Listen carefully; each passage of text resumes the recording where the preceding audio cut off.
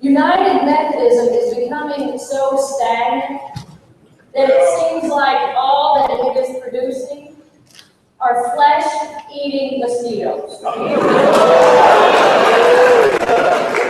There are times I can hardly stand to be in the swamp waters of the institution with all of the negativity buzzing around me, threatening to eat me alive.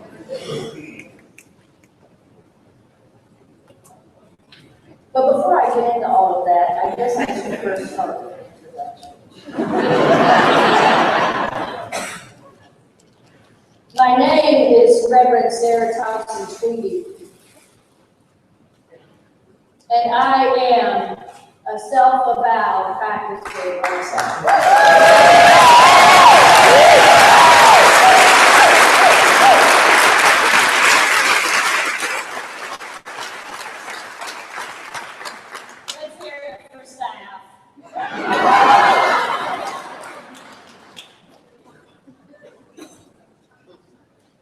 But actually, this is a term with which I take deep umbrage.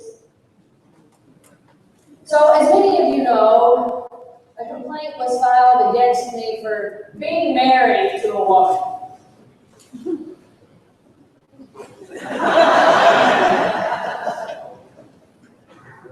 And when the media picked up the story, I kind of had to get used to my name becoming synonymous with terms like self-avowed. You Google my name and such things pop up like practicing lesbian elder. When I was a little girl and I was asked what I wanted to be when I grew up,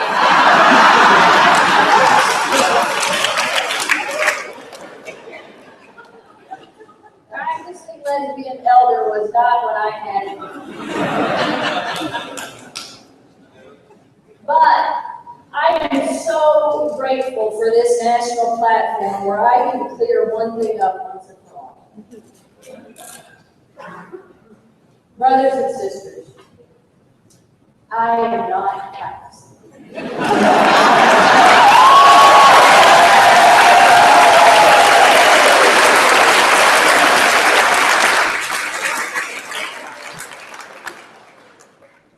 I'm professional.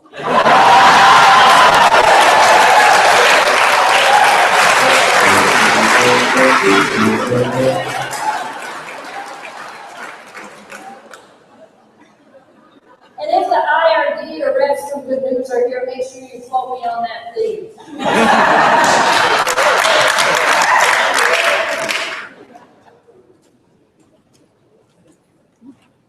You know, during that complaint process, and truly, during my lifetime of being a United Methodist, I had to come to terms with the reality that there are some who claim to be on my side, who pledge their support for LGBTQ persons, but are so institutionalized in their mindset that they protect the institution at all costs, but not the church. See, we are the church. The people who make it up are the church. And I had to come to a very sad realization that the church, which nourished me since childhood, was an institution that would stoop very low to protect itself. And suddenly, our institution was gearing up to put an effective pastor, a compassionate minister, a faithful wife, and a loving mother on trial, thinking that it was preserving itself.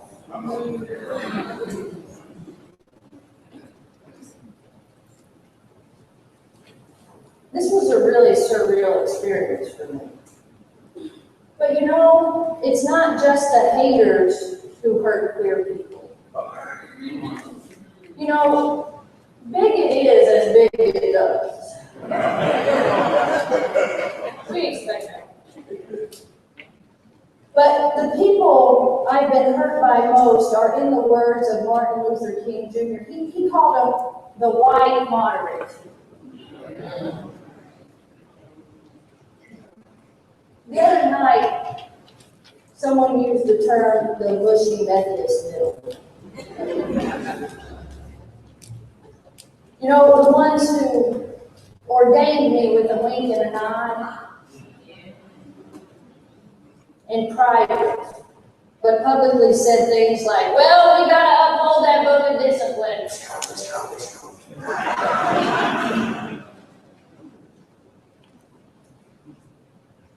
Or, Sarah, I'm okay with you being a lesbian, so long as no one files a complaint. They're the ones who say that we need to stop focusing on politics and focus on ministry. Considering that 40 to 60% of homeless youth are LGBTQ and are turned out on the streets as a result of religious bigotry, or that trans women of color aren't likely to see their 30th birthday. Well, that sounds like a really good place to be in ministry if you ask me.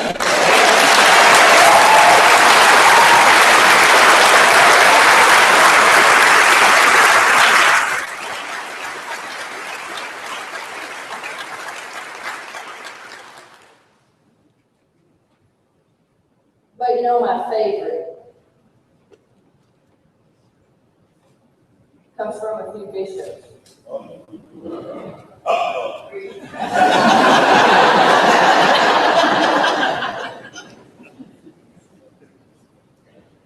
Who recently suggested some guidelines for ministers for how we could be in ministry to same-sex couples who are asking their clergy to marry them in their churches. So you can say a little prayer, and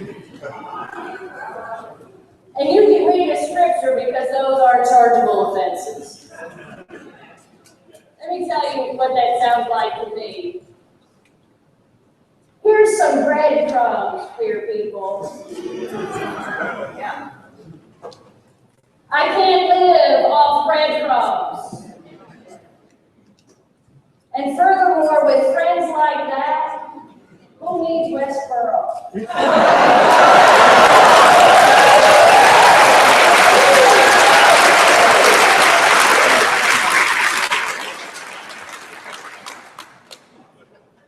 The institutionalists are trying to convince us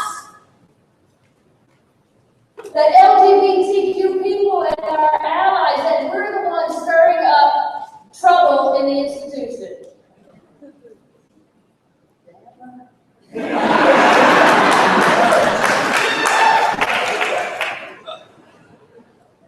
Now, this was epitomized during the complaint process when I was essentially told that if I denied being practicing, it would all just go away.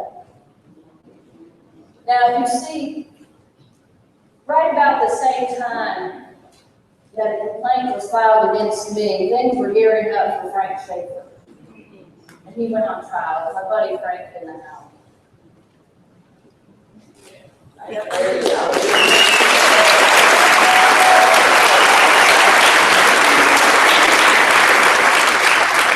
Sara!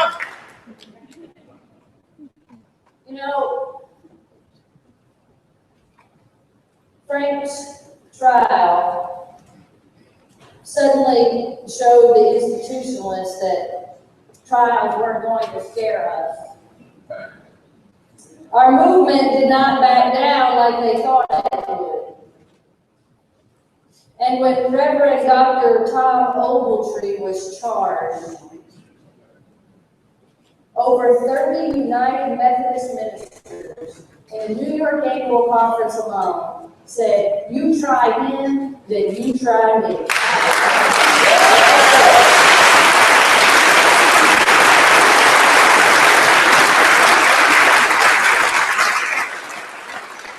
And we publicly told our stories of performing same-sex weddings. And all of a sudden, when the rest of the world was watching us put a man on trial during Advent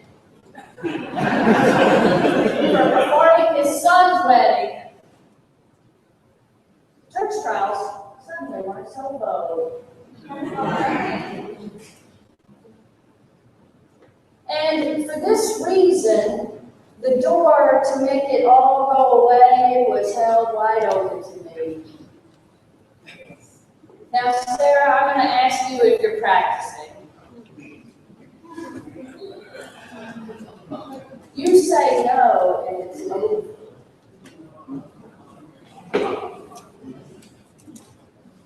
Now, let's get something clear. Not straight, but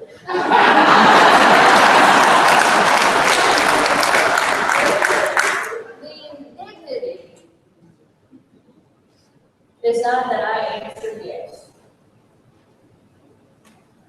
The indignity is on the institution for asking me in the first place.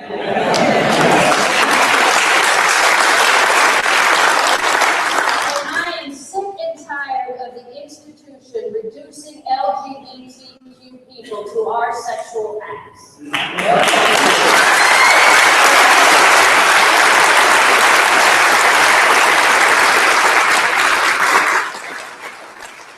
And then asking us to deny it if it's convenient for them. The civil rights movement taught us to put pressure on the institution until it has no choice but to change. Our institutional leaders won't lead our church, so we have to do it. We can't wait for the book of discipline to be changed, for us to be who we are, and for our relationships to be celebrated in the churches where we worship, in which we have worked as hard as anybody to be. I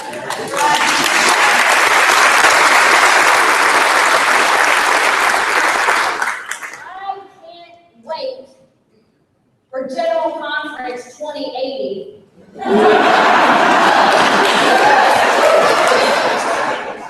to be my authentic self about practicing professional lesbian self.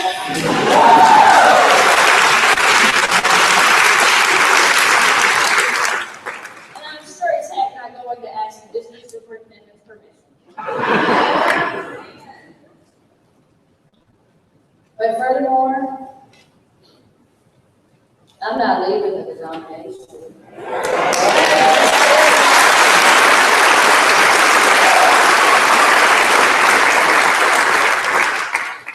Because this is my church too.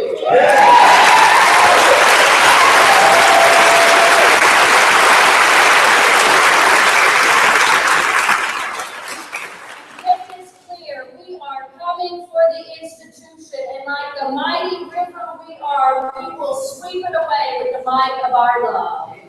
At General Conference 2016, we cannot accept being voted in.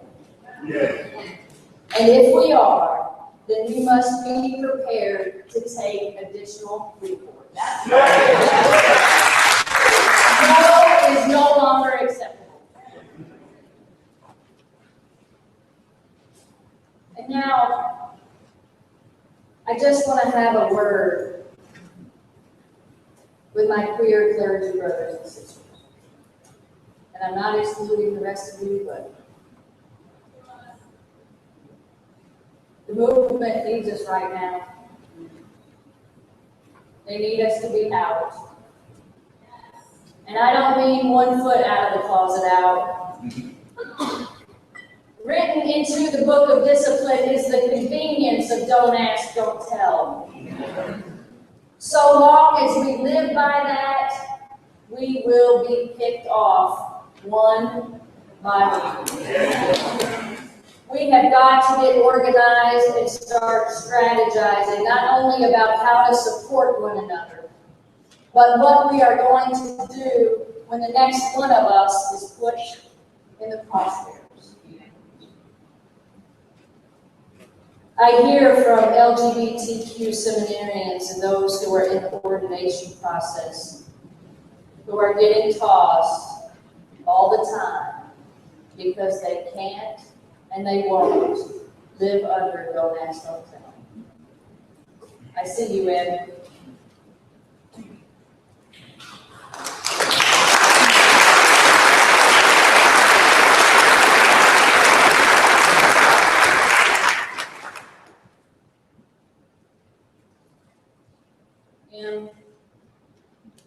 You could be the minister in my church any day.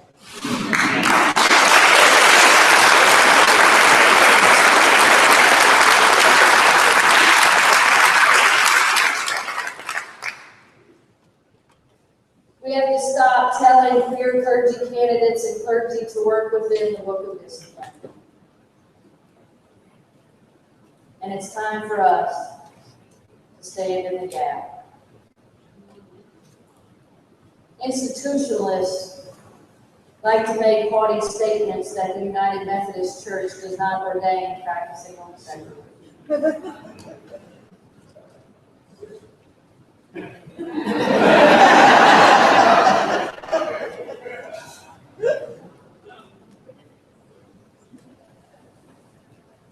We need to show them that we're here.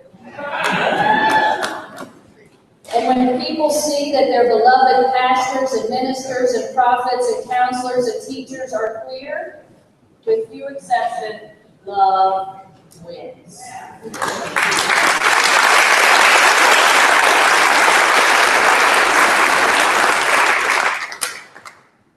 When I was under complaint, Methodist and New Directions, aka mine, founded by Dorothy Benz.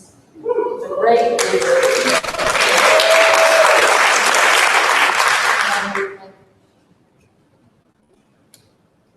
Mine rose up to support me.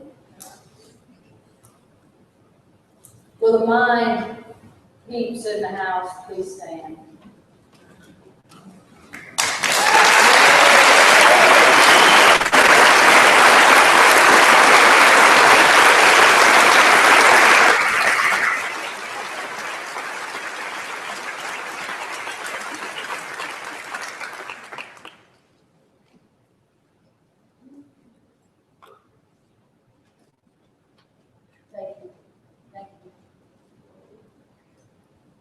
They stood with me and Reverend Dr. Tom Ogletree, and because of them, the institution backed down. With the great minds that we have in this room right here today, I think we can figure out how to get the support we need to have a national clergy coming out day in the United States.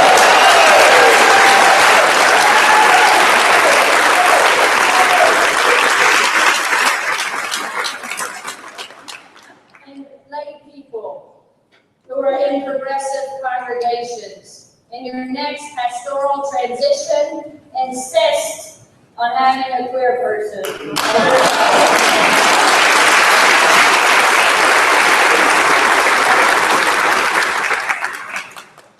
You see, when I look around this room, I see a great coalition.